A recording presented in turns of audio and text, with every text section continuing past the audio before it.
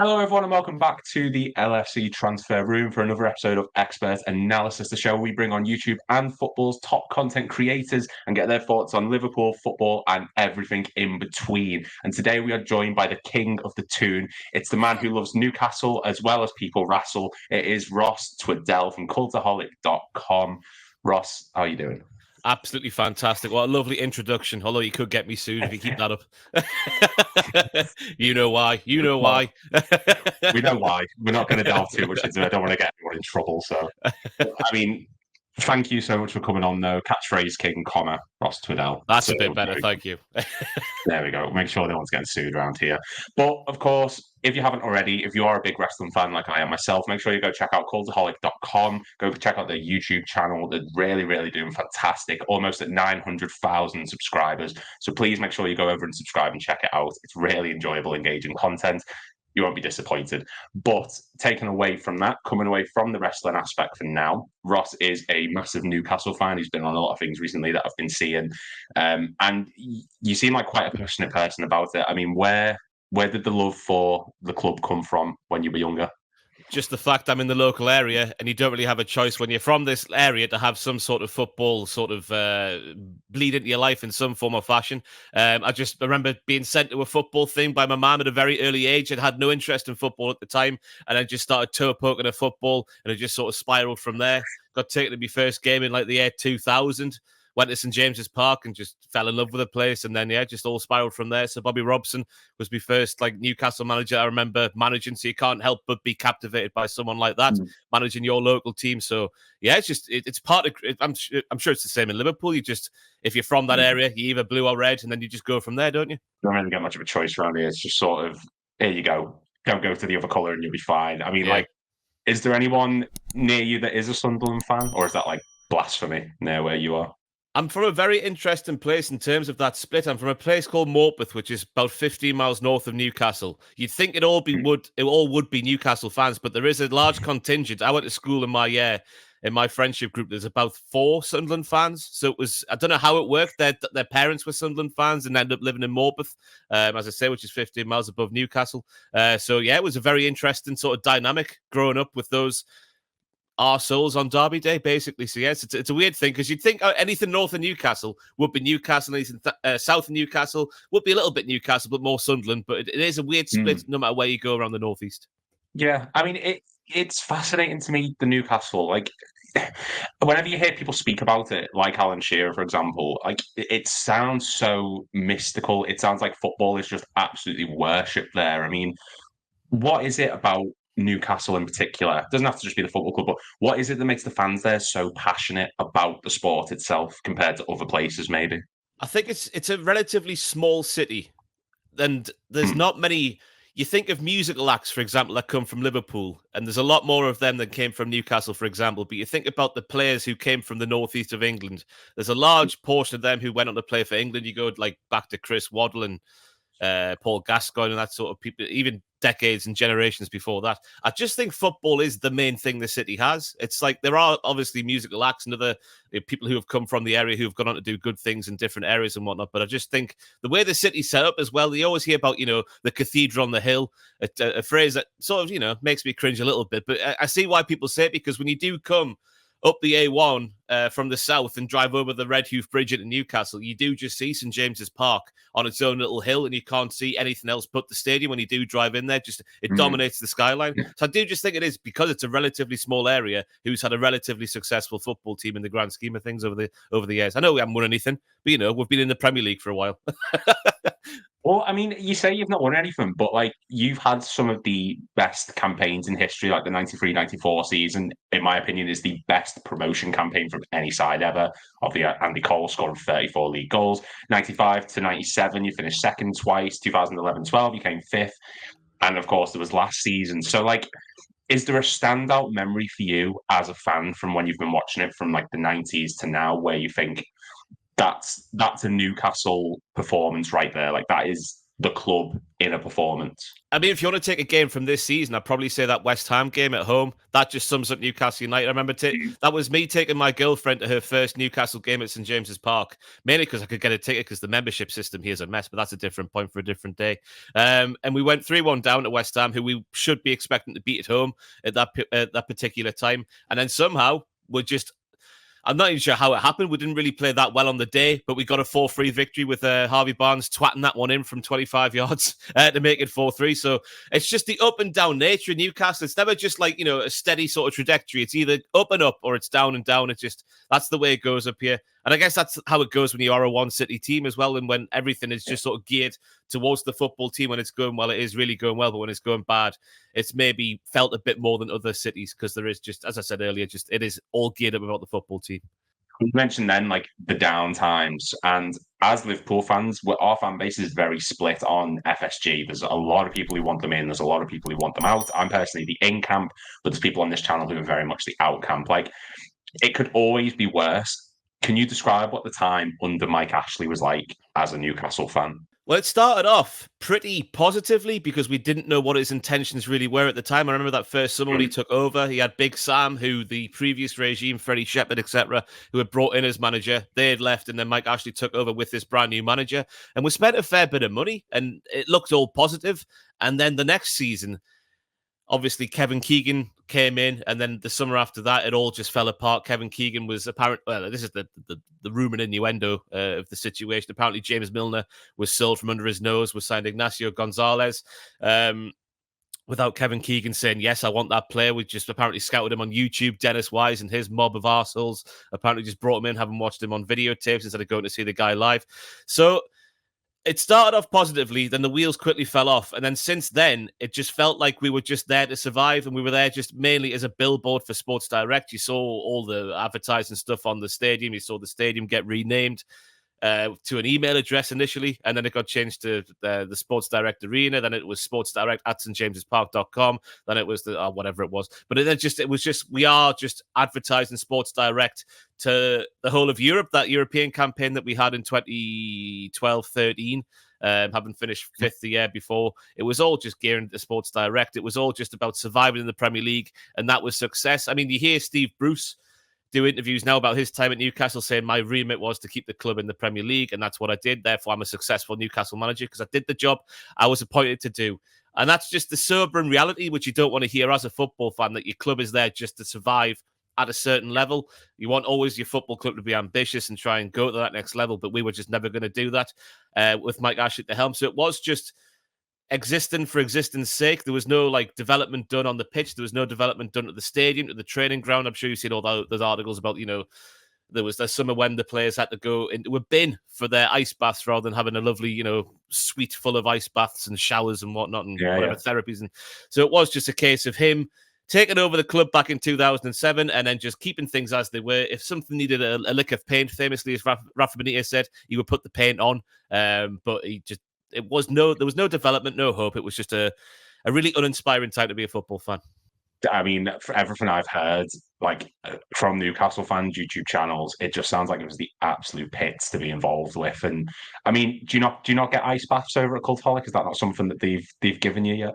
Oh, yeah, we've got 7 bins outside that we fill with ice every single morning, give everyone a quick dip before they get the working day. I've got to say, it could have been worse. I know it was pretty bad when you think of Newcastle in the 90s and kicking on under Sir John Hall and all that kind of stuff. But, you look at other football teams like your Berries and whatnot, that it could have been that, and it wasn't that. Yeah. So at least it wasn't that. But in terms of being a Premier League football team, and I think every Premier League football team wants to try and kick on. Obviously, Everton tried to kick on a bit too hard, and it's bit them on the arse a bit more. Hopefully, Manchester City get found guilty. In my, I hope anyway. So I think everyone does at this point. Yeah, you want to see your football team kick on, but we were just existing for existence sake, just to keep Mike Ashley's company there in the ether, so to speak. It could have been worse, but it obviously could have been a lot better. Yeah, I agree. I mean, this new ownership, Amanda Staveley, and that seemed to really have the club's best intentions at heart. And I understand there's a lot of people who are saying, well, we're not spending as much money as City did. We're not spending as much money as Chelsea did. But we've seen now what's happened to them. We've seen what's come up in the recent months. So are you happy with the owners not splashing cash left, right and centre to be punished further down the line? Yeah, big time. It's I'm really surprised because the big fear when they took over, it was all like, oh, we're the richest club in the world. We're going to do what Manchester City did when they first got their money and just buy some bigger names who maybe aren't the right fit for the sort of player we need at the time. It's been very methodical, very just well thought out. The sort of players that we've brought in. It meant we finished fifth with like Dan Burn from Brighton and people like that. Being brought in. Trippier was obviously.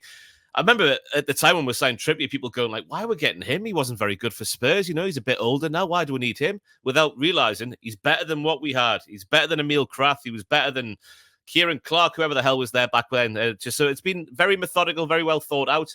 There was a little hiccup last summer, in my opinion, with spending, when Lewis Hall's transfer becomes permanent this summer, it'll be close to 70 million on two what was reserve fullbacks. Maybe that could have been invested a bit more, but then again, maybe in 5 years' time, we're looking back at that Lewis Hall and Livramento deal and going, wow, that was some good business.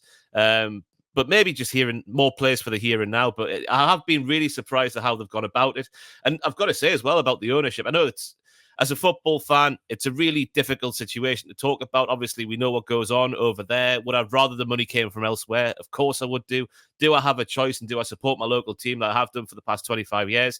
Yes, I do. I'm sure any football fan in a similar situation would love to go, oh, I'd turn my back if my football team was taken over by them. But I don't think you would do if it came to reality. But Amanda Staveley, who's obviously the sort of face of the takeover and whatnot, and the bridge between the PIF and like life in Newcastle, so to speak. The Tyne Bridge needed to get redone, and apparently she was the one who went to the central government and got the funds to get that off the ground. And she's been supplying millions via the PIF and Saudi and all that kind of stuff for local school children to have meals and whatnot. This is stuff that the government should be taking care of, but Amanda Staveley and the PIF somehow have got involved and got it done there, which is obviously a horrible indictment of how things are with this horrible Tory scum government. But it's just the bigger picture of what they're doing, not just in terms of the football club, but also the city and the region as a whole. It's been very, very good from the get-go. Yeah, I mean, well, you said before, like Newcastle's a small town. It's similar to what Ryan Reynolds and Rob McElhenney are doing at Wrexham. Like, it's one thing buying the club and improving that, but to make such an impact on the area, it's going to get the fan base on board. So in that regard, what she's doing there seems perfect. Yeah, there's only been one misstep so far in their regime, and that's been the sort of ticketing system they brought in this season. They brought in this membership, which they haven't capped. Basically, you pay your 39 quid a season just to have a chance at getting tickets. Then you apply for a ticket for a home game if you haven't got a season ticket, because I gave mine up in 2017 because I don't have a crystal ball. I hate my life because of it. Then you enter this ballot and basically just get randomly assigned tickets if you're successful in the ballot or not. And it's just sort of, there's been people who haven't had a ticket all season long, which I don't think's right. I prefer the old system where you had to fight for your ticket, log on at 7 o'clock in the morning when they went live at 10 a.m. and have your windows open and just get in there quickly in the queue and whatnot. So that's the only real misstep, is the ticket in the system that they've brought in. You can see why they've done it, because of the sort of unlimited memberships of like basically a 39 quid a head per season. But apart from that, it's been like that. They've obviously redeveloped the training ground as well. They've bought back the land behind St James's Park that Mike Ashley sold off, which they're now developing into it's going to be a temporary club shop, but also like the creator bar things they build now, these modern day builders. It's going to be one of those for the club as well, so that they're doing everything right so far. Absolutely. And one thing they've definitely done right is, I think, appoint Eddie Howe. He was the man you needed at the time following the Steve Bruce era. He's come in and made such an impact. But this season, it does seem like there's more pressure on him than there's ever been, despite where you finished in the league and despite how well you actually did, despite the injuries. Is Eddie Howe still the man to take this club forward, or do you think he's maybe reached the peak of what he can deliver and it's maybe time to start looking at someone else to progress the club further? If we had the season we've had without missing upwards of 10 players for months and months and months on end, I'd be saying maybe Eddie Howe has reached his limit at St James's Park, and maybe we do need to think of somebody who's a bit higher up the pyramid in terms of managers. I also think Eddie Howe needs to look at himself in the mirror a little bit this season, because he has shown loyalty to players who maybe shouldn't have been shown loyalty. Maybe a more ruthless manager would have got them out the team and sort of replaced them with somebody else a bit sooner, because the opportunity has been there to do that with certain players, but he hasn't gone and done it. He's just sort of stuck with the players who largely got us to fourth last season. When everyone's been available, he could have made changes, but he didn't. Tactically, he could have changed formations, but didn't. There was a period of time over Christmas there where I don't know if you saw any of our games, but I remember Nottingham Forest at home, around about that period of time when we got spunked off Nottingham Forest at home. It was every single goal we conceded was the same sort of goal. There'd be one ball that cut out the entire midfield. They would go down our left-hand side where Dan Burn was, cut inside and score. We had AC Milan do a similar goal that knocked us out the Champions League in that last group game. And it's just like, the more you saw the same thing happening week on week on week, you're thinking, is Eddie Howe seeing this? How's he not seeing what we're all seeing in the stands? Because he wasn't changing anything. But then when he's got more players available, it has got more back to what it was last season. I really enjoyed last season because we were arseholes. We were anti-football. We were horrible to play against. We were up in the face. Because a thing that people forget about in this Pep Guardiola era of football, where everyone's got to play tick-attack, everyone's got to... I mean, watching Burnley this season has been really annoying for me. Burnley are a long ball club. They haven't got the players to play out from the back. How many goals have they conceded by their goalkeeper trying to pass it out from the back and them just not having a good enough player to build out from the back? Football's a sport. It's a competitive sport. There's different ways to win a football game. And I hate the fact that Pep Guardiola, by and large, has got this ideology into football that everyone needs to play the same way to play good football. That's absolute bollocks.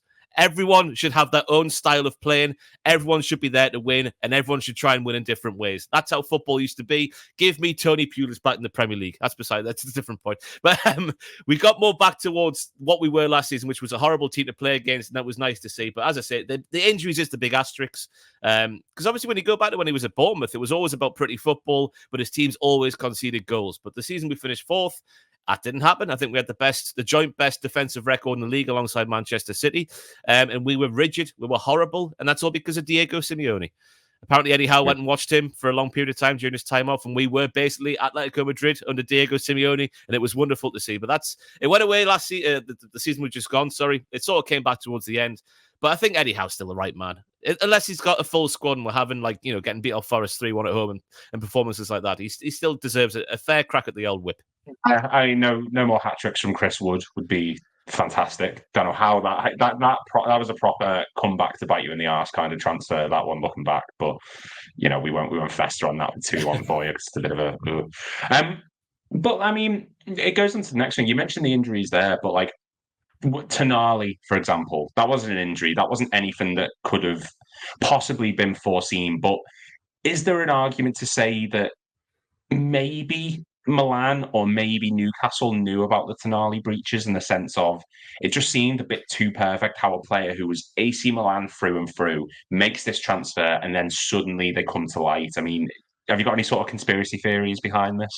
Well, we got AC Milan's captain, an AC Milan team that just got to the semi-finals of the Champions League the season before we bought Tonali for 60 or 55 million, 60 million quid, which seemed cheap at the time. And looking back on that now, I'm obviously tinfoil hats on, good and proper here. Allegedly. I firmly believe AC Milan knew what was coming with Tonali, and I thought they were just getting him out the door, make a fair whack a change as well while getting him out the door as well. Because surely he's an Italy international as well, captain of their team, just got to the semi-finals of the Champions League. I don't think they won the league the year before he came here. I think that was Napoli's year, was it? I can't remember now. Napoli won it last season. The season before was AC Milan, I believe, or two seasons before. So he's recently won a league title, 60 million quid for a player of his caliber and the reputation he has or had. Or maybe still has. It seemed really cheap. So, yeah, I think Milan knew exactly what was going to happen and cashed in while they could do. But that, again, that's tinfoil hat stuff. But it goes, on a Newcastle perspective, it's Dan Ashworth and whoever was involved in the deal. Surely they've got to have the due diligence to sort of find that information out, surely, because it's a massive thing to not pick up on before signing a player for that amount of money as well, because that was a large chunk of our transfer budget gone on a player that ultimately wasn't available for 3/4 of the season. Well, I mean, that you said there that, it's tinfoil hatty, but it does seem to be the narrative that everyone's got, that someone somewhere must have known because everything just lined up perfectly. But how much this season have you missed Tonali? Because he was on fire at the start of the season. I think it was his first game and he got a goal and 2 assists or something daft like that. How much of an impact do you think he would have had on this team had he not been banned for the campaign? Availability would have been nice because, as I said earlier, the amount of players we've had missing this season it's been weird. We've been asking questions about Eddie Howe's training methods, the medical stuff. It seemed like Newcastle would, for some reason, do you remember how football teams are always like, if a player got injured for a while, they make the return for the reserves for a couple of games and then make the return to the first team once they were fully fit. Newcastle never did that this season. It was just straight back on the bench when you're sort of 75% fit. You'll be fine. We'll just strap you up and get you out there. But having Tonali available would have obviously been handy. But the thing Newcastle, well, I think everyone forgets, yes, he had a fantastic start against Aston Villa, but I think he actually lost his place in the team to Sean Longstaff just before his ban came in, because his performances weren't basically off the standard of the player we thought we signed. It wasn't the standard of that Aston Villa performance where he was putting his foot in everywhere. It's a bit like Gattuso, but with a bit more je ne sais quoi, wasn't it? A bit more passing ability, a bit more forward thinking than Gattuso, because he was putting his foot in, he was running the show in midfield. But then I'm not going to say apathetic, but he became a bit of a passenger just before the ban came in. Obviously, things are playing on his mind and whatnot. I imagine he knew what was coming, and that wouldn't have helped him out in that sort of situation there. But yeah, he did lose his place. It would have been interesting to see what would have happened if he did keep on playing, if his form would have gone more of an uptick again just before around about the time the ban happened there. But just having him available would have been nice, just because of the amount of injuries there was. Yeah, just that extra depth that you needed in midfield. I mean, we're going to move, before we move on to the next area, guys, two things. Please make sure to hit like and subscribe. We're on 10,300 at the moment. And make sure you go check out cultaholic.com, go subscribe to them for up-to-date wrestling content. And make sure you go check out the AI song video recently. That was one of the funniest things I think I've ever seen in my life. But before we move on then, so this bit is just a small section I normally do with everyone. I've got a few former Newcastle players. I'm going to say their name. And normally what I'd get people to do is, and you can do this as well if you can't think of one, is give a one word or a sentence about them as a reaction. If possible, if you can think of any, you can do the one word or one sentence response. But if I say a name, I need you to try and think of a WWE wrestler who's most similar to that player. So I've got Andy Carroll, for example.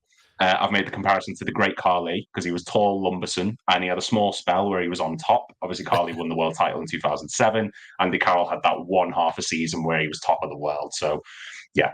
Sound good? Yep. Let's go. As I say, if you can't think of any wrestler, that's fine. But we'll start off with an easy one then. Alan Shearer.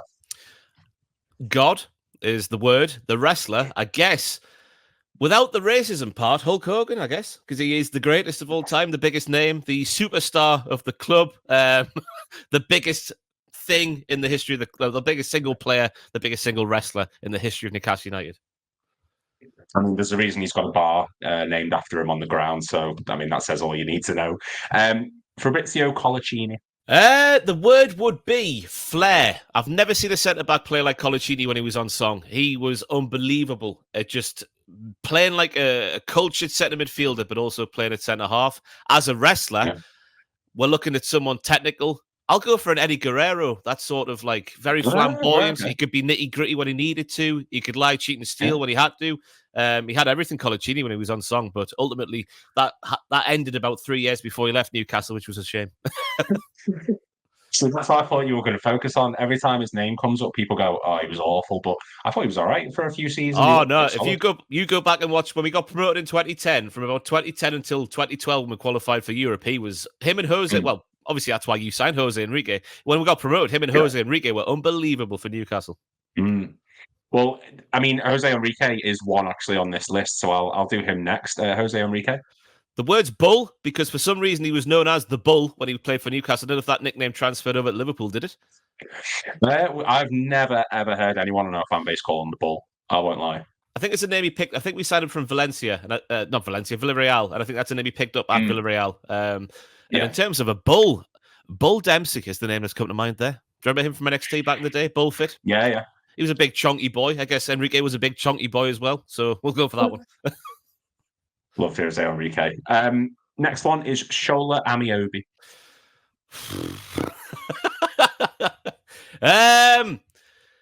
Obviously, Markham Slayer would be the phrase I'd put in there because he loved a goal against Sunderland. In terms of, it's heartbreaking to say, but Amiobi was absolutely wank, but somehow survived every manager that we had, apart from Sam Allardyce. Sam Allardyce is the only manager we had between the year 2000, I think he made his debut, all the way through until Pardew in 2014. I think that's when Amiobi left. Allardyce was the only manager to try and get rid of him. I think he put him on loan at Stoke for a period of time. Imagine that. He seems like an Allardyce centre forward. But as a wrestler, Amiobi was massive. He had massive muscles. He was clumsy. The Shockmaster. Mask and all. We've got 3 more. Joey Barton. Thug is the word.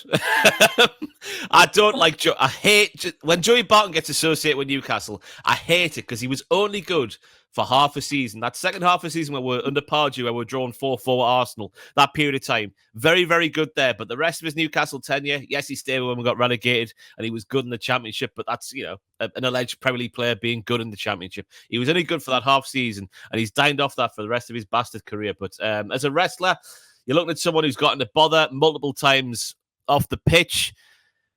Marty Jannetty's in my head, but I don't know if there's too many drugs in Marty Jannetty to be comparing to Joey Barton, isn't there? A drugless thug. Who am I trying to think of in wrestling? Shawn Michaels in the 90s. There was a lot of drug there, I think. In the 90s especially. There's New Jack as well, I suppose. That could be another. Yeah, okay. That would fit, yeah. Next one, Miguel Almiron. It's not a word, but he's just like a kid who's had too many sweets. That's every time I just think of Almiron, it's just like, wee, we'll run around the pitch. He cuts inside way too much. He's got no right foot for a right midfielder or a right winger. He's always cutting inside, which is funny. He's got no end product, apart from that weird 6-week spell in the season where we finished 4th there, where he couldn't stop scoring, which was, I still can't believe that's a phase of life that happened. Almiron getting the goals that he did in that period of time. But he he puts a shift in every single time he plays. So he's rubbish, but he'll give his all. So as a wrestler, that's got to be who's rubbish but gives their all in the wrestling? Who is awful? I'll go for Brutus the Barber Beefcake because he was rubbish, wasn't he? But he always gave it his all. Never mind his best pal being Hulk Hogan, the reason that he got his jobs everywhere. Well, the only thing I can think of is the Ultimate Warrior entrance, just sprint, and then he gets to the ring and he can't do anything. So I thought that might be Almiron. That's a much better answer than mine. I'll give you that one. That's a much better answer than mine. And then last one, David Ginola. Sexy is the word, obviously. I was listening to a podcast the other day where apparently it was when Ian Wright played for West Ham. I think it was Jimmy Bullard. I saw the clip. Jimmy Bullard's got a podcast now, I think, and he was on about how they were just stood in the tunnel because Bullard was on the bench for West Ham for this game, and David Ginola, I think, was playing for Spurs or Villa at the time, and apparently just stood in the tunnel. And Ian Wright, who was obviously going towards the end of his career at West Ham, just looked at Ginola and was like, whoa, did you bathe in that Jean-Paul Gaultier? Because apparently the entire tunnel just smelled of that blue bottle Jean-Paul Gaultier. Is it Jean-Paul Gaultier? Whatever it is, I'm not into me fancy eau de toilettes. But Ginola, it's Roman Reigns, isn't it? It's the stature of the man. It's just stand Roman Reigns next to David Ginola in the 90s. And it's arguably the two, I'm going too much on looks here, but the two best looking men of all time. There's a statement that. Hey, he was a dreamboat Ginola in the 90s when he did the hair and whatnot. Ginola, yeah. Ginola was fantastic. And to be fair, he's aged well, so good on him. One game in particular of David Ginola, and it's going to sort of go more towards the Liverpool aspect of things because we're a Liverpool channel. If I don't speak about Liverpool, I will be crucified. So, hey ho.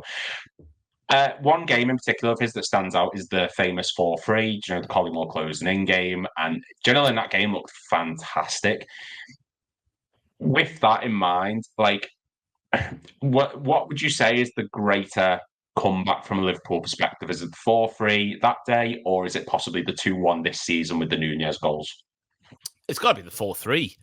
Just looking at where Newcastle were as a club at the time, we were, probably the second best team in the league. I think it's fair to say at the time, behind Man United. Yes, we chucked it away. That 12-point gap and all that malarkey, but because it was this season's game, the season just gone, was a weird time for Liverpool because we didn't quite realise what Liverpool were, did we? I think everyone was like, "Oh, this is a season where the midfield's being completely rebuilt.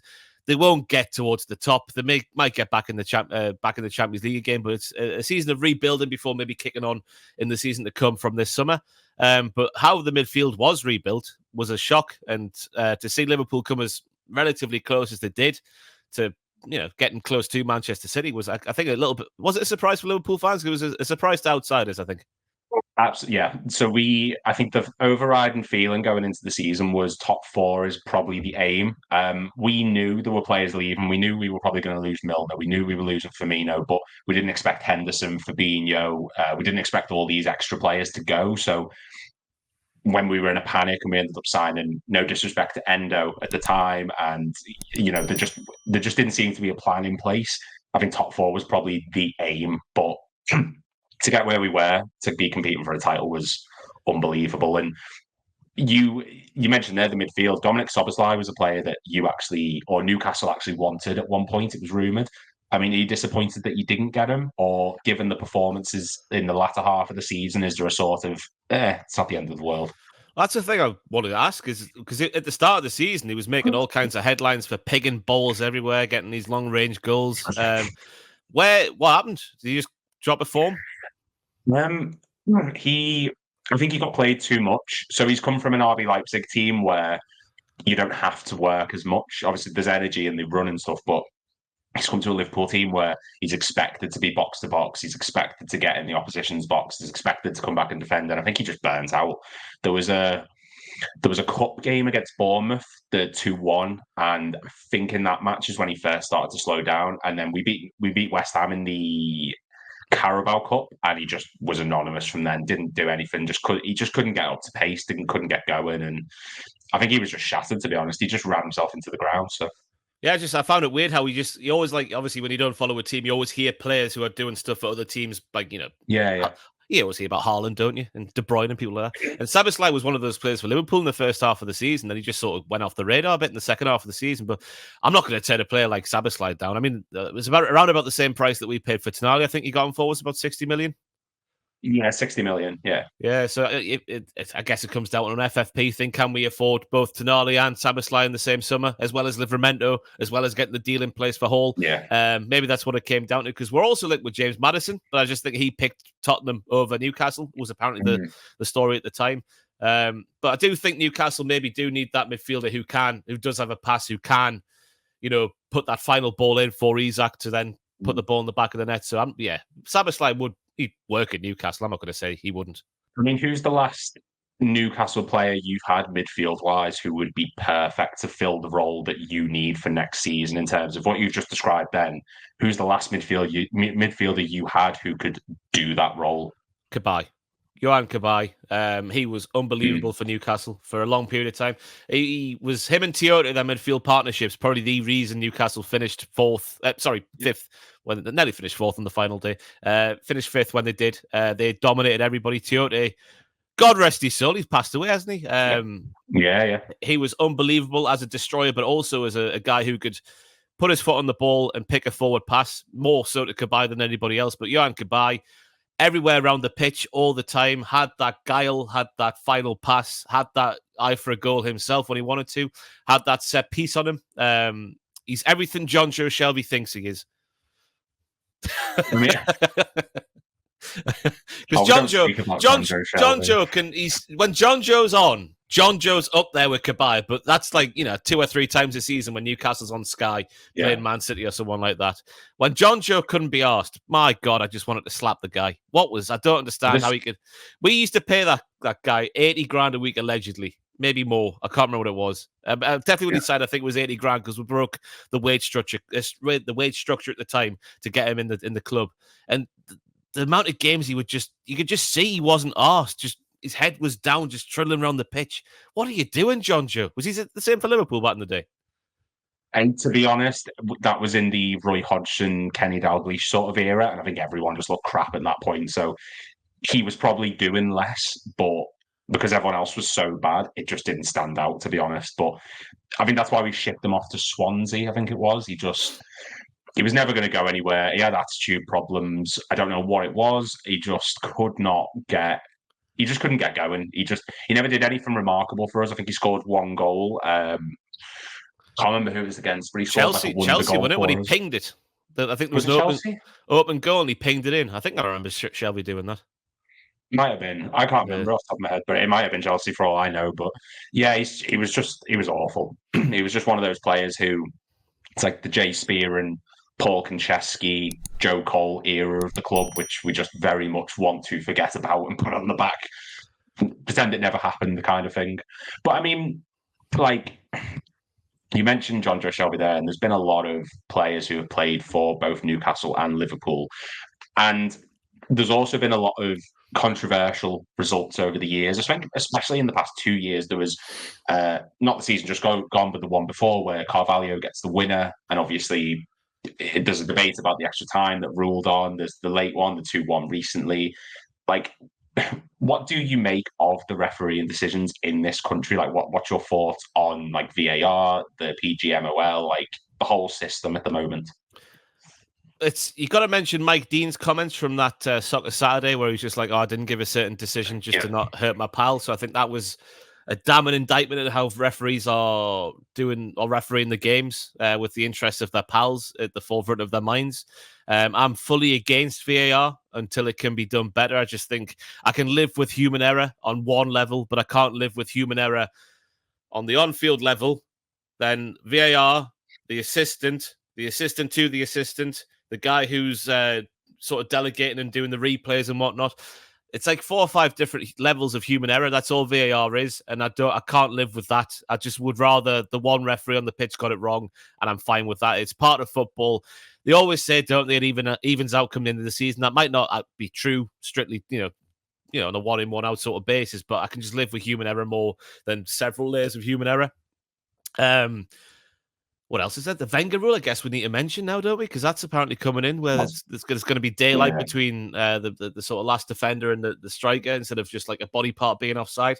I think that would be terrible for the game because it just gives the defending team license to camp out as close to their goal as possible because they know there has to be daylight between the attacker and their last defender. But I just think refereeing, it's obviously better on the continent. When we see Champions League football, we see Europa League, Conference League, whatever, we see a better standard of refereeing from some referees, not all of them. But our referees, VAR's ruined football. That's all I can say about our officiating over here. It's taken away the moment of a goal. You don't know whether to celebrate or not. The players don't know how hard to go in on the celebration in case it gets ruled out. The process of how it's done, how the fans aren't kept in the loop in the stadium, that needs to be changed. I just think VAR needs to be scrapped. I think that's the main thing about officiating in this country that we've learned this season. Liverpool, I guess, more so than most with that Spurs game. It just needs to be scrapped, doesn't it? Either VAR needs scrapping or the people who are monitoring it need changing because they just can't. There's no reason why you can't go back and stop play like that. When the audio came out from the Tottenham game, I thought, oh, great, we're going to get some clarity. It made me more upset. It made me more angry when they're going, oh, well, we can't go back now because the ball's still in play. Like, who cares? You control how this goes. You are the ones who say, stop the game. It's the referee, blow the whistle. Like, you dictate what happens. So I don't get why it's not. And the Arsenal game earlier this season, there was a lot of contentious decisions in that. I believe was the one where it was Joel Linton was getting pushed, or Joel Linton was pushing someone. Well, he had 2 hands on Gabriel's back when Gabriel was going for the header. But to be fair, a lot of Arsenal fans are going, we lost the league because of that bloody decision, whatnot. Yes, I can see why you would be upset with the Joe Willock decision. I mean, it's there's no camera angle that shows it clearly in or clearly out. But one thing I will say about that game, go back and look at the match facts. Arsenal had 1 shot on target the entire game, and that shot was from 25 yards out, I think it was, maybe 18 at a push, and it was straight at Nick Pope. They did nothing at all to win that game, and they got beat 1-0, so if that goal doesn't count, it would have been a 0-0 draw. Obviously, you can't say how games will pan out. It might have gone differently without the goal. You never know, do you? But we're just looking at the facts, and they had 1 shot. They would not have won the game, and they still would have lost the league. So Arsenal fans, shut up on that argument, will you? But yeah, I can... Obviously, if that goes against your team, you're irate, aren't you? Because there's no camera angle that shows if it's in or out. I think Joe Willock came out and said he thought it was out, but I don't know if he was just winding people up by saying that. Or somebody close to the game or something like that said it looked like it was out. And you could see why they were upset, but I can see Gabriel going down as well in the same motion, looking for the foul. I know Joe Litton's arms are there, but, it could have gone either way. But as a Newcastle fan, you're taking it. If that's your team, we'll take the goal. Thank you very much. See you later. Because your team's going to have one of those on, go against them eventually, aren't they? We all know how football works. Well, that's the thing. When fans are making fun of other clubs because of VAR decisions, it will happen to them eventually. It's just, and then at that point, everyone's just going to turn and point at them. It's when everyone actually decides this is crap that we'll actually get together and get rid of it. And even though the vote came in recently and it came out as the clubs want to keep it, it's still, it still needs working on. And you mentioned then Newcastle that Arsenal game, you dominated them. And this is what we were saying before about how Newcastle can turn up and give anyone a game. We've seen it. You did it with us, you did it with City, you did it with Arsenal. You've done it a lot recently. With that in mind, what is the aim for next season and what do you need to strengthen this summer to get to the point that you want to? It's got to be getting back in the top four. If we don't get back in the top four, at a bare minimum, Isak's gone, Bruno's gone. If Bruno doesn't leave this summer anyway, because the Paquetá situation is terrifying me. Because I don't know how true the story is, but apparently Man City were lining up an £85 million move for Paquetá. Paquetá's betting stuff, which apparently is a lot worse than what your Tonali's and Tony's have done in the past, because it was betting on games he was involved in. Allegedly, this is all at this point, obviously. Or has he been found guilty? I don't know what the actual story is. Apparently, it's a lot worse than what Tony and Tonali have done. So it's going to be years, not months, in terms of his ban. So his transfer to Manchester, our proposed transfer to Manchester City, is off. You're looking around the Premier League at who else might be interested in Manchester City, who else has a release clause. Bruno's got one for 100 million. If Man City come in with 100 million, he's gone. I don't think Bruno's a 100 million player, but I can see why the club have put that on his head, because I guess in terms of importance, he is a 100 million player. But there's been games this season where, if you look at what a 100 million pound player is, there's been games this season where Bruno's played, but Bruno hasn't played like one of them, if that makes any sense whatsoever. That being said, I'd rather just keep Bruno because he is the heart and soul of everything we do. I love the guy. He's fantastic. And he just gets it. He gets what it is. When a player just gets what it is to be a Newcastle fan. Like on the Newcastle player, on the final day of the season there with his bucket hat on, celebrating, going, Raj, fantastic scene. So I hope he doesn't leave, but I'm almost resigned to him going to Manchester City now. This might age terribly, this comment, but, just after the Paquetá stuff, you're looking around at who else there is. Bruno is going to be near to the top of their list, you would think. In terms of what we need to get fourth and to keep the likes of hopefully Bruno, but definitely Isak at the club next season or the season after next. Goalkeeper, Martin Dubravka has proven he is not a Premier League player since he came into the team for Nick Pope. We're getting linked with, I've got his name here because I can never remember how to pronounce it, Marmadashvili from Valencia. Apparently we're in for him for, I think it was 25 million plus a little bit of add-ons. He'd be in there to compete with Nick Pope for number one, which is, because I see a lot of people going like, oh, is he that good? And my argument is he better than Dubravka? Because he's got to improve the squad, not just the first 11. So if he's better than Dubravka, it's an improvement. Get him in the door. I know it's a bit expensive, but who isn't expensive these days? So we need a goalkeeper. Looks like it's going to be the lad from Valencia. I think we need a domineering centre-half because Botman had his injury struggles, obviously, this season. Fabian Schär somehow made it through all the games while getting injured every single game as well, going down with a head injury. It's his favourite thing to do for some reason on a football pitch, every game that he plays, but he's a wonderful footballer. And maybe edging towards a fullback, a right back. Trippier didn't have the best of seasons when he was fit and available. When he came back in towards the end there, he looked way off at the Man United game away when he was that deep for their first goal, I think it was. I don't know if it's because he's obviously Trippier is the sign that kicked all this off for Newcastle, them going up the Premier League over the last 2 seasons. So he can never apparently he said himself he came back for a pay cut just for family reasons and whatever from what he was getting at Atletico. So all the credit in the world to him, but it feels like maybe he's getting towards the age of 34. I think he is now. So maybe it's time to look at someone to replace him. I know we've got Tino Livramento at the club, but maybe it's time to get another one in to compete with him. So we need a centre-back. Well, we're getting Big Tossin from Fulham, and we're getting Lloyd Kelly apparently on free transfers, so that'll help with the FFP so we can spunk some money elsewhere. We definitely need a right midfielder to replace someone like Murphy or someone like Almiron. Murphy's fine, but he's not a first-team player for a team that's going towards a Champions League position. He's a good squad player. Because he's actually got a fair bit of quality when he kicks the football. He's not got much in terms of dribbling ability, but he's got a wonderful delivery when he gets it right. He's got I think he's got as many assists in the second half. I think he's got about 7 assists last season, and Almiron's got that in his entire Newcastle career since 2018. So that speaks for itself. I'd sell Almiron straight away, try and get a little bit of money back like we did with St. Maximin last season. I think Callum Wilson needs to be shipped off because he's just not available enough. He's a wonderful footballer, but I think he's missed somewhere in the region of 40% of Newcastle's games this Yeah. season. It's obviously a little bit lower during his time at the club as a whole, but it's always an asterisk next to his name that his injury record gets in the way of him really pushing on. And he's just not available enough, especially when we've only got 2 senior strikers at the football club with him and Isak. I saw we got linked with Dominic Calvert-Lewin yesterday, which I think, what's the point? You know, we've got Wilson who's injured all the time.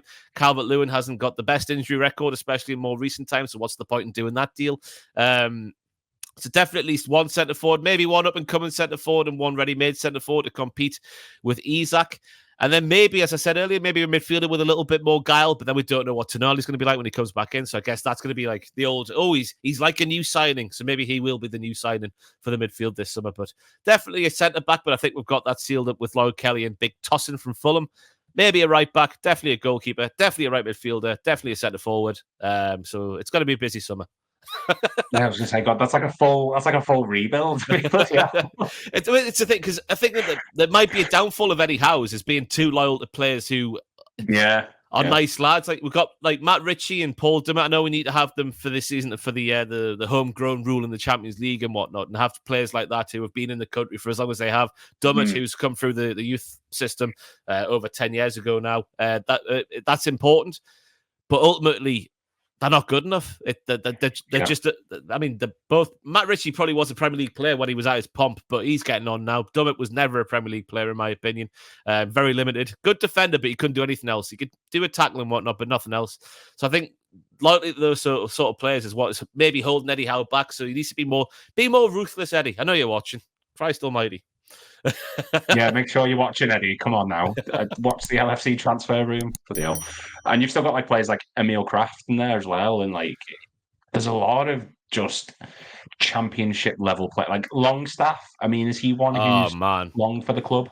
He looked, it was weird. The season we finished 4th, when he was missing, because he did all the running for Bruno and Joe Linton, which allowed Bruno to be what Bruno was and Joe Linton to be what Joe Linton was. So when Longstaff was missing, you really saw it in Joe Linton and Bruno's performances especially.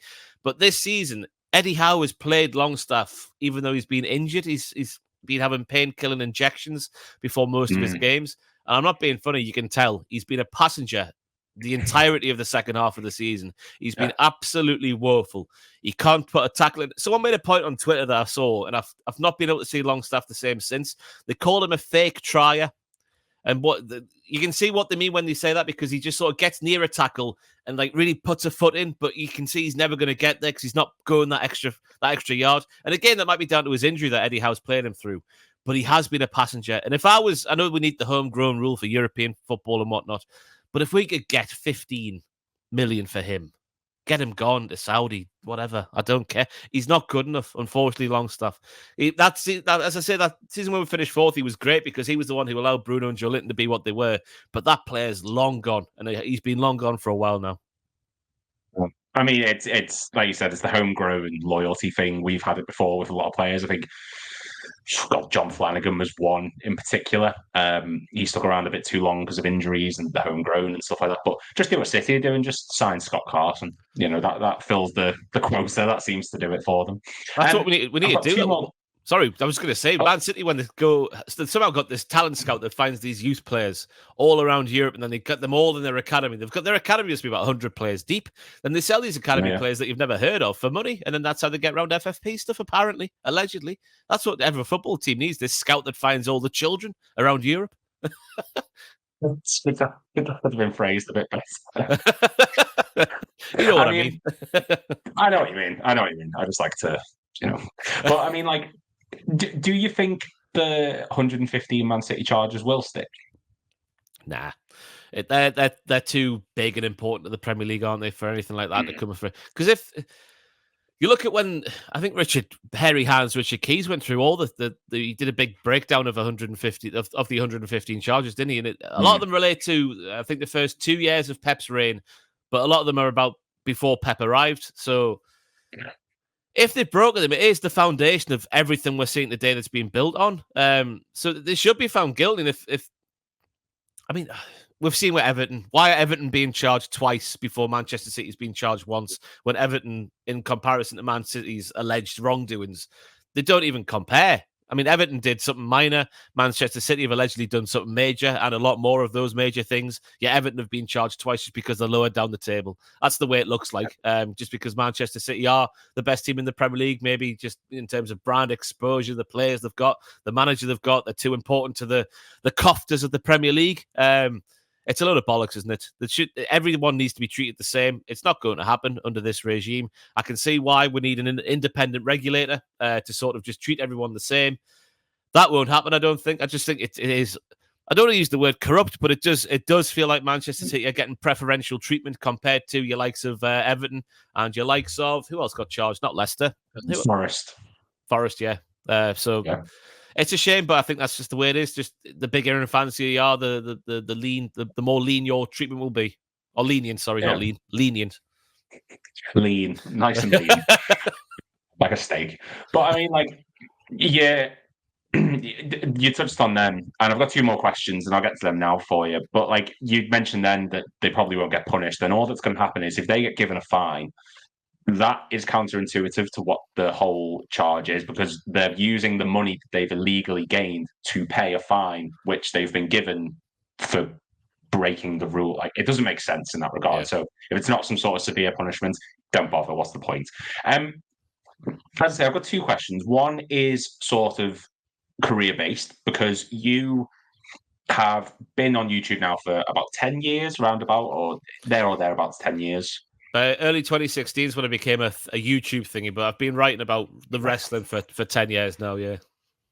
So, I mean, like people like me who are aspiring to a career in content creation, it's a hard thing to get into because obviously everyone's trying to do it. You've done it before. You're doing it now at Cultaholic, a company which you've started alongside like Jack, Sam, Adam, etc. What's one bit of advice that you'd give someone trying to break into the field of online content creation? And what's one mistake that everyone makes that they need to avoid with regards to it? I mean, it's a personal thing for me because I tried to launch a football channel myself this time last year. And it's the thing that you learn, and the thing that was obvious to me anyway, is to find your niche and to find your thing that you can provide that nobody else provides. If you're just doing the same content that everyone else is doing, don't expect to get anywhere. You need to find that idea, that niche. I mean, when we were at the old place, we had all of our ideas that nobody else was doing. We've carried some of them over. We've started new ideas that nobody else is doing, like the documentaries that we do now. I don't think they're comparable to anything on YouTube, the quality of them and whatnot, and the work and the research that goes into them.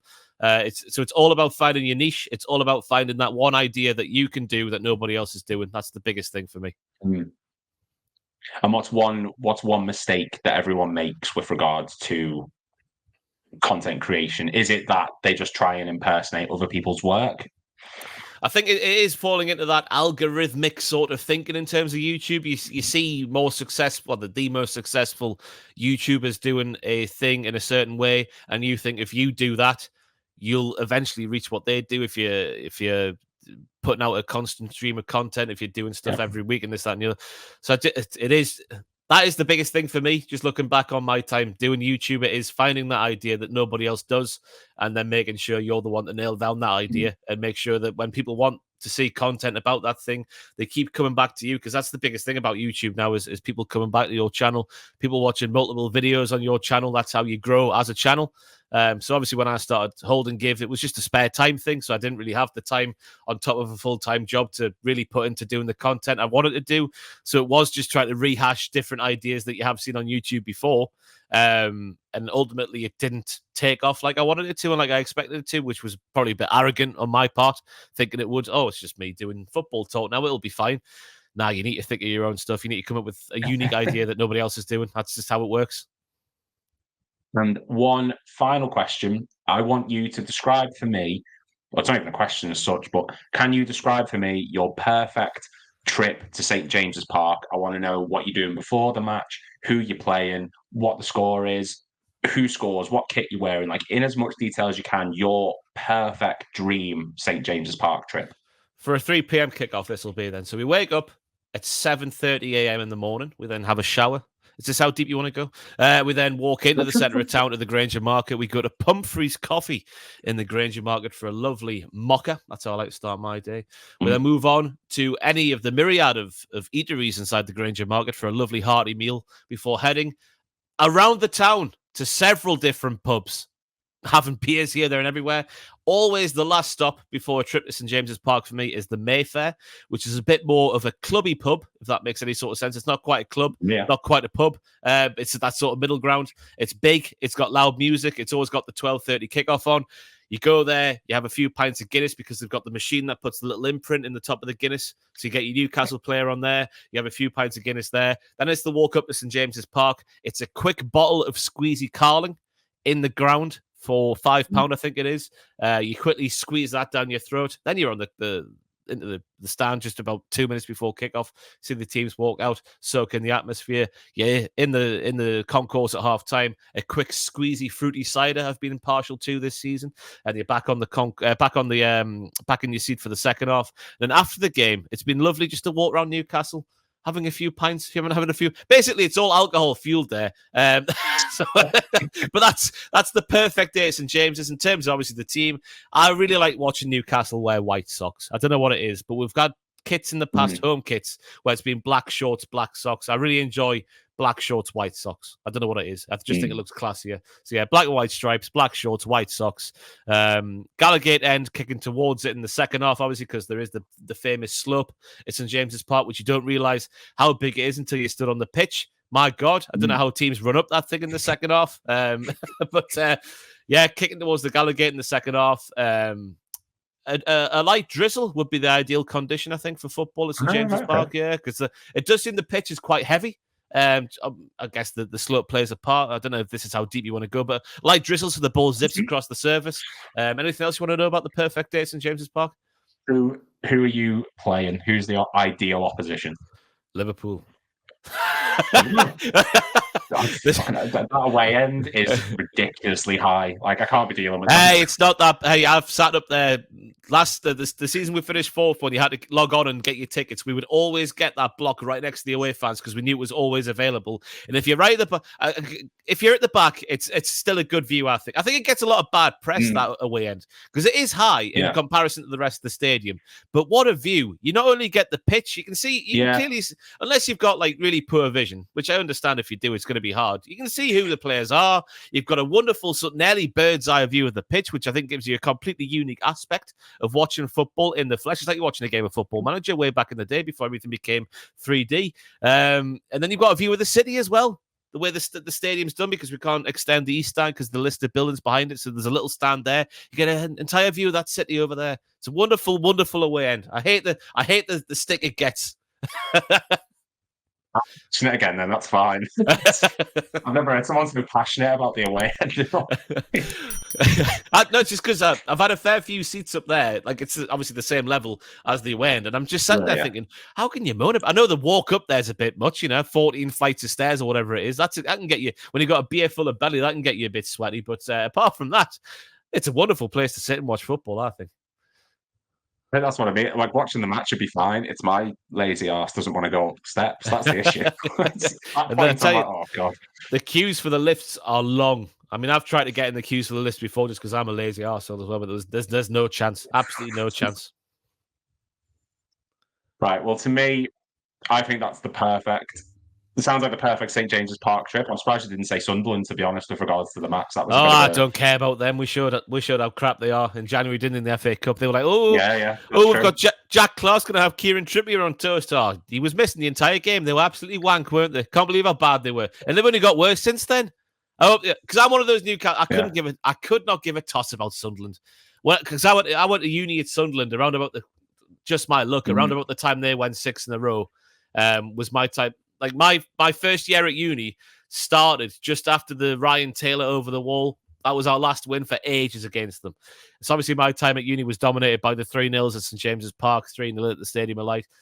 Their season was a measure of success based on how they went against Newcastle. If they went down but beat Newcastle, that was still a successful season for them. I'm a Newcastle fan. Granted, there are Newcastle fans who are the same, but the other way around. But as a Newcastle fan, I just don't care. I hope they stay down away from the Premier League forever. I don't miss the derby. They're insufferable football fans, they are. Unfortunately, guys, that is all the time we've got for today. I just want to say a massive, massive thank you to Ross for coming on. If you haven't already, make sure you go check out Cultaholic for all your wrestling updates if you are a fan of it. Like I said myself, I'm subscribed to it. It's really enjoyable content. Ross, anything you want to say just before we end off the video? Anything you want to promote, plug, or just anything you want to say at the end? No, you've done it all there. Cultaholic Wrestling on YouTube. We have a podcast feed. We have a Twitch channel. So just search Cultaholic. It's exactly how it sounds. Not the best name in the world, but, trying to get that feeling of belonging to something. So we went with Cultaholic. Just put that in everywhere. We've got a Patreon if you're obliged to do that after seeing some wonderful content that we do. But no, thank you very much. Thank you very much for a lovely rambling hour. Hopefully I wasn't too rambly, because that's a main thing I think about myself, is that I start off on one thought and then 7 more thoughts come out of my mouth at the same time. No, it's I did the exact same thing. I start off on something, get to the end, and then to try and sound clever, I just sort of repeat it in a different way. So you're absolutely fine, honestly. And as I say, guys, if you are new around here, please make sure to hit like and subscribe. We want to try and get to 11,000 within the next few months. So please try and make sure to make that happen. And as I say, like the video down below, leave comments on what you think of Liverpool and Newcastle season. Thank you very much for watching, and we will see you all in the next video and live stream.